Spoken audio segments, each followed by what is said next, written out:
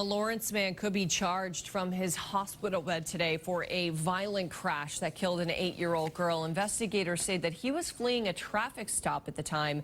Gary Brode is live in Lawrence with more. Gary? Brianna, the man accused in her death, is expected to be arraigned at a Boston hospital later this morning.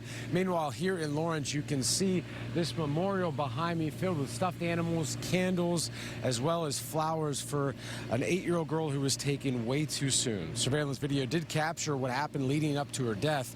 The Essex DA says 23-year-old Selvin Lima was pulled over around 5:30 Saturday evening. When an officer walked up to the car, Lima drove off. The DA says Lima eventually lost control of the car and hit another in the opposite lane. 5 people were in that other car, 2 adults and 3 children. The 8-year-old was taken to Lawrence General Hospital where she was pronounced dead. The other 4 were all taken to Boston hospitals with serious injuries. She kept asking my friend, is my children all right? And all he could say to her is, they're okay. Lima also had to be med-flighted to a hospital.